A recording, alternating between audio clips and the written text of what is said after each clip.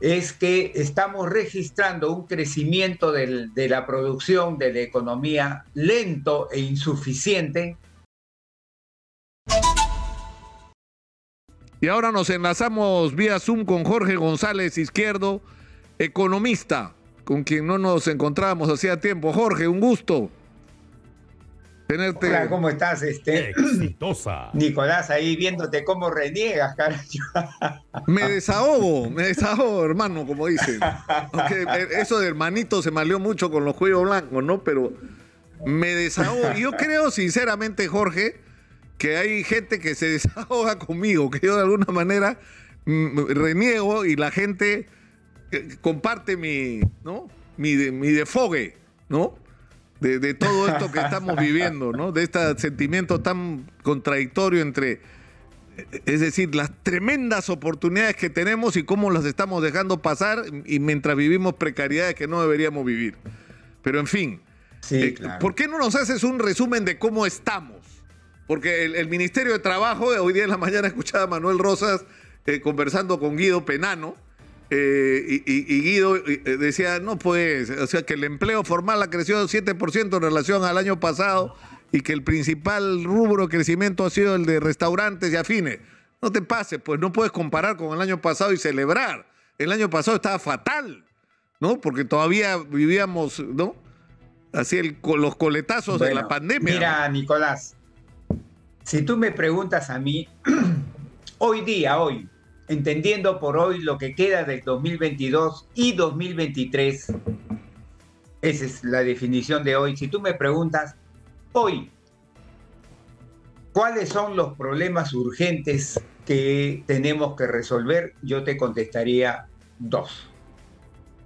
En primer lugar, y en ese orden de importancia, la alta inflación que todavía estamos experimentando y que está golpeando a gruesos sectores de la población peruana, sobre todo la inflación de alimentos, que al mes de octubre estaba alrededor de 13%, Exitosa. casi el doble de la inflación promedio de la economía.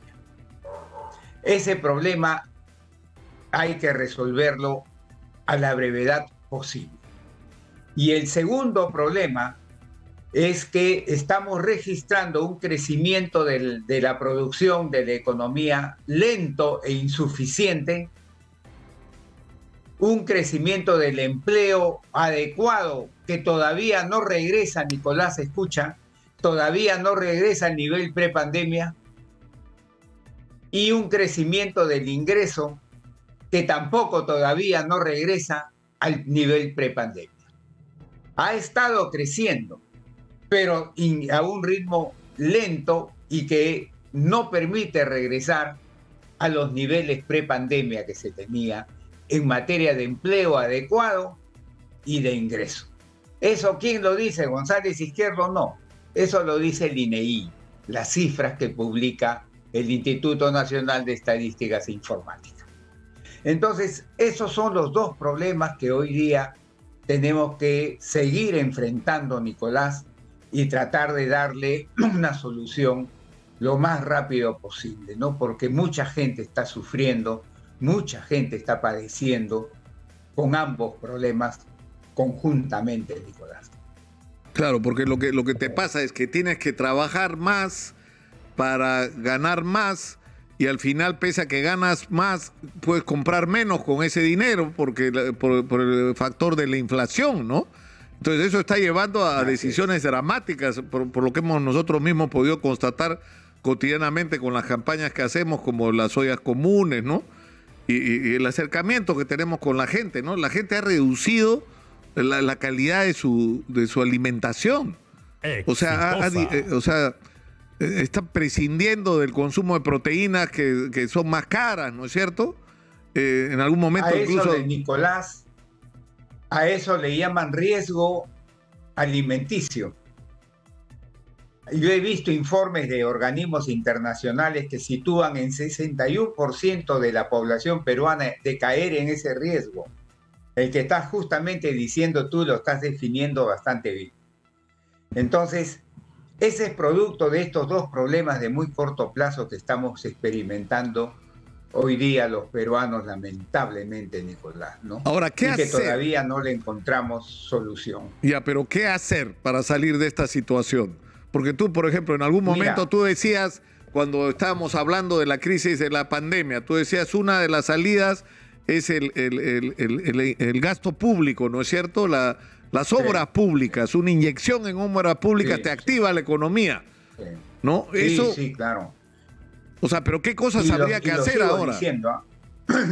Y lo sigo manteniendo. Mira, lo que hay que dejar en claro es lo siguiente. Mira, Nicolás, el primer problema, la inflación, ¿tiene solución?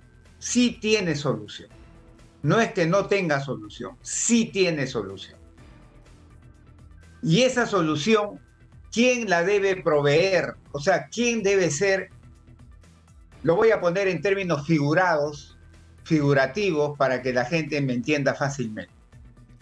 ¿Existe un doctor que me cura la fiebre inflacionaria que tengo? Ahora estoy teniendo 39 grados de fiebre. ¿Existe un doctor que agarre esa fiebre y me la ponga en 37 grados, mi temperatura normal? Sí existe ese doctor. Exitosa. ¿Y puede hacer su trabajo? Sí lo puede hacer y lo está haciendo. ¿Y quién es ese doctor? ¿El gobierno del presidente Castillo? No. Esa no es responsabilidad del gobierno del presidente Castillo. Entonces, ¿quién es ese doctor?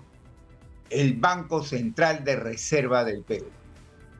Él es el que tiene la responsabilidad de agarrar la inflación actual, que supera el 8%, y reducirla a la inflación normal para el Perú, que está alrededor de 2.6, 2.7% al año. Ese es su trabajo de él, esa es su razón de ser. Y hace 15 meses que está implementando medidas para conseguir eso. Pero alguien diría, oye, entonces, ¿por qué no lo consigue rápidamente? Porque la ciencia económica, Nicolás, amigos, la ciencia económica y la realidad de muchos países, incluyendo el Perú en el pasado, te dan una lección clara. Una vez que la inflación, cuando se comienza a subir, sube muy rápidamente, caso Perú ahorita. Pero para bajarla, toma tiempo, toma tiempo, toma tiempo. Sube así y baja despacio. Yo estimo que regresar a la normalidad en la inflación nos va a tomar a lo largo del año 2023, Nicolás. Mira lo que estoy diciendo. A lo largo del año 2023. Así es, te lo dice la ciencia económica y te lo dice la experiencia de la vida real de la calle de muchos países. Entonces no podemos esperar que de acá a diciembre ya se acabe la cosa. En materia de inflación no es así, lamentablemente. Por eso es que el gobierno del presidente Castillo, a través de su Ministerio de Economía y Finanzas, sí tiene un rol que jugar en esta coyuntura de inflación. No es meterse a tratar de controlar la inflación, bajarla. Ese no es su trabajo. Ese es el trabajo del BCR. Entonces, ¿cuál es el trabajo del gobierno del presidente Castillo? Implementar medidas temporales, transitorias, que lleven alivio a estos sectores de la población que están siendo golpeados duramente por la inflación. Un alivio temporal, un alivio transitorio, mientras la inflación regresa a su normalidad, mientras me bajan la fiebre, me la ponen normal.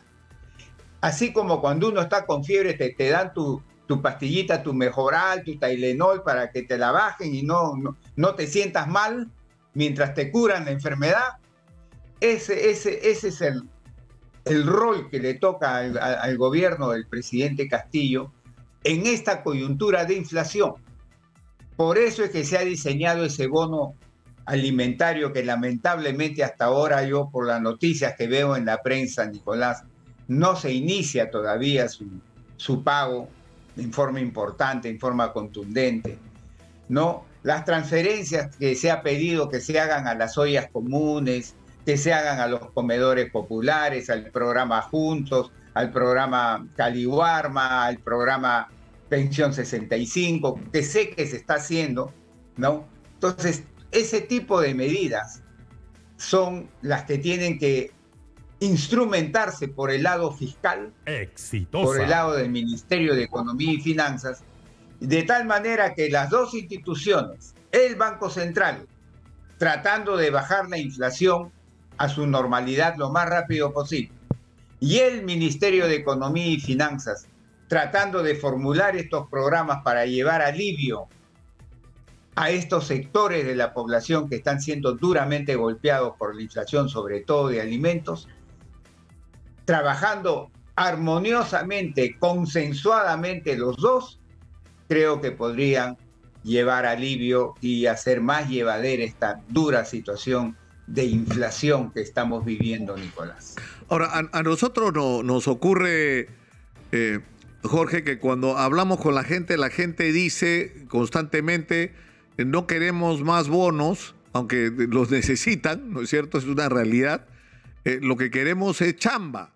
Es decir, de alguna manera lo que están planteando es una solución permanente a la situación, porque la gente en el Perú se las busca, ¿no es cierto? En otros países la gente se queda sin chamba y sale a protestar, hacen, ¿no? Acá la gente se convierte inmediatamente en lo que sea, en ambulante, en transportista informal. En casos extremos se van a buscar chamba a la minería ilegal e incluso en algunos casos ya extremos hasta en el negocio del narcotráfico, ¿no? Pero la gente se las busca. El problema es, o sea, tú has hablado, y quiero regresar a eso, a la necesidad de un gran plan de obras públicas que permita reclutar mucha gente, que incluye personal que no tiene que ser altamente calificado para las labores, ¿no es cierto?, básicas de construcción, pero que pueda activar además el resto de la economía. La pregunta es, ¿por qué no se hace eso? O sea, ¿o en qué punto está ese tema? Yo he dicho medidas temporales, estas medidas para dar alivio, ese es temporal. Pero el tema viene acá, ya el segundo problema, que es el que te dije, de un lento y escaso crecimiento de la economía, del empleo y de los ingresos. Ese también es un segundo problema que ya hay que afrontar.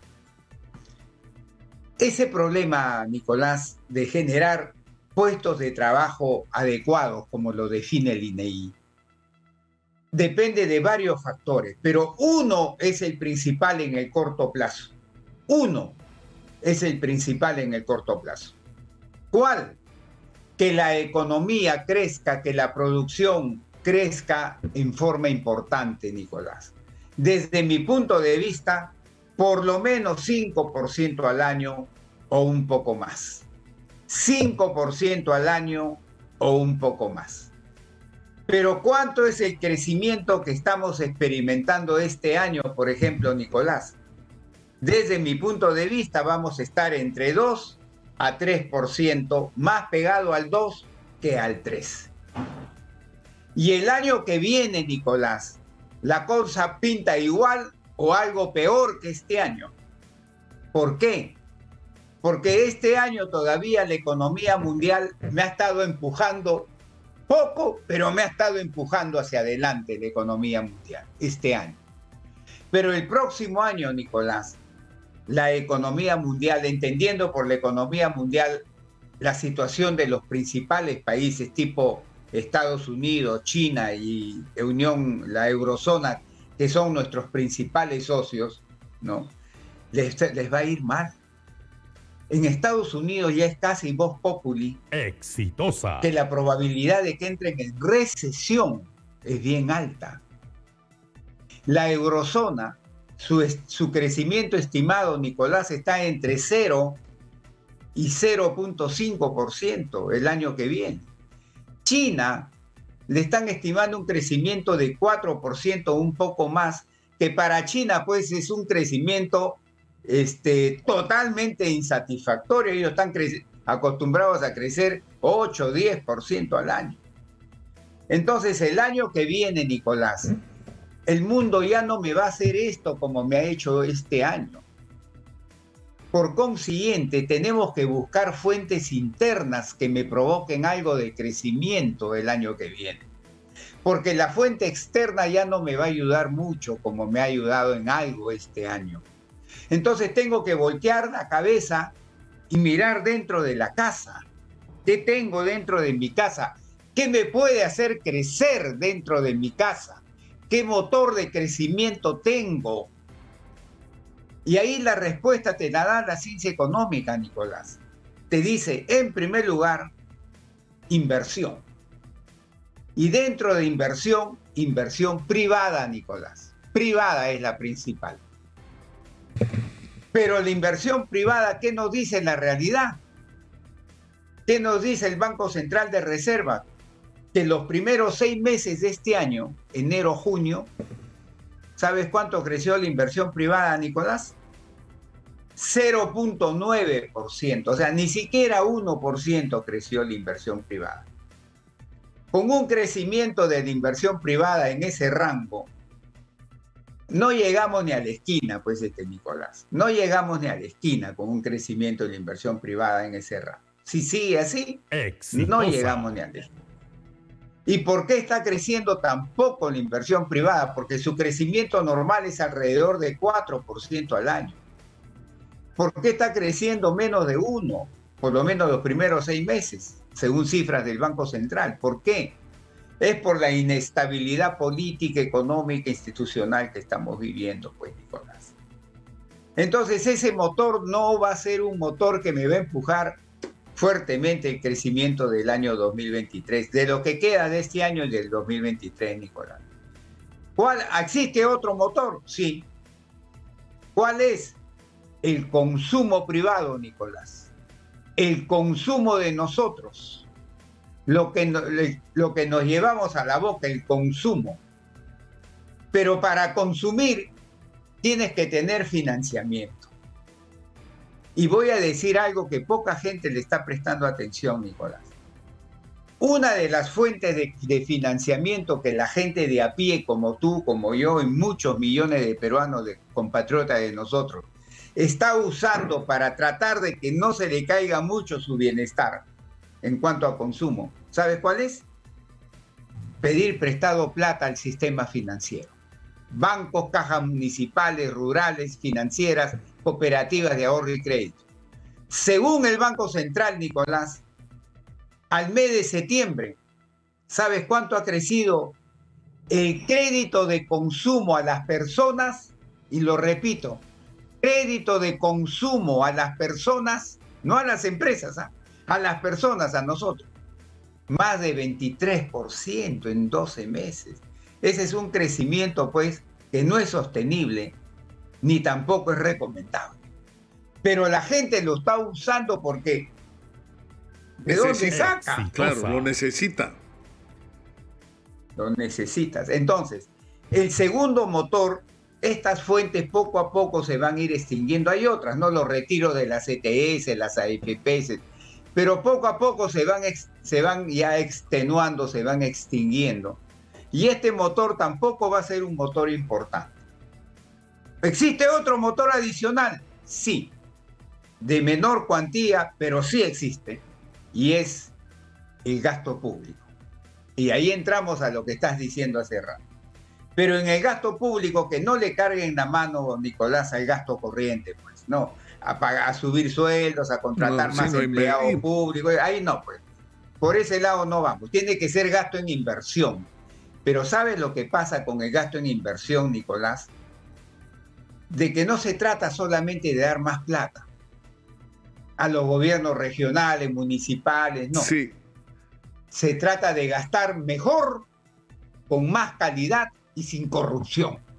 De eso se trata. Ese es el gran reto. Jorge, te agradezco muchísimo, como siempre, por esa lucidez y esa capacidad de síntesis que tienes para resumir la situación que estamos viviendo y las posibles salidas que podemos tener. Te agradezco infinitamente, Jorge, y no perdamos el contacto. Veámonos por lo menos una vez a la semana acá al aire. Muchas gracias por estar con nosotros esta mañana. Jorge González Izquierdo ha estado con nosotros. Nos vamos a la pausa, regresamos con más.